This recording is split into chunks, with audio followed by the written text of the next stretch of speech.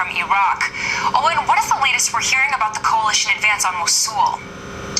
Well, I think the major thing is that they've taken the town of Bashika, which is around northwest of Mosul, and they've actually moved this evening. They've moved and they've taken a few other towns, and I think that's basically their nearest point to the outskirts of the city, which is around about 10 to 12 kilometres out. Meanwhile, they've also made steady gains in Hamdaniya, which is east, and then more southern, they've taken a little bit more stiff resistance from Qaisara after they set on fire a sulphur factory, which has prevented the Iraqi army advancing. So it's slowly progressing, although I think it's going to be a long slog going forward. Certainly. Now, we know you were recently in Mosul. What was the experience like? What kinds of things were people in the city saying about the coalition advance? Well, I mean, I visited some refugees recently who escaped, and the surprising thing is that so few have actually managed to get out. And ISIS have been reporting of relocating civilians towards the city.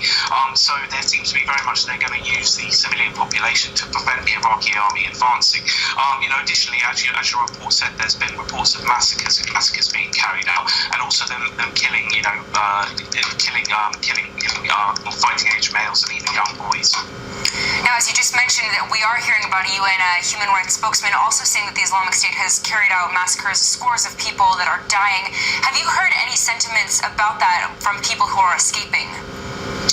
Yeah, definitely. I mean, ISIS were, there was a very much hesitation of even speaking to the press because a large part of the large significant population of which I met had still had family, in ISIL territory, in Mosul, in Hawija, and in various other regions. So they're very much scared of even talking to the press. So, for the kind of fear that their relatives will be killed. And like I said earlier, I think, this is part of the ISIS strategy. They've done it in the past. They did it in Fallujah when they used the civilian population to prevent the advance of the Iraqi army.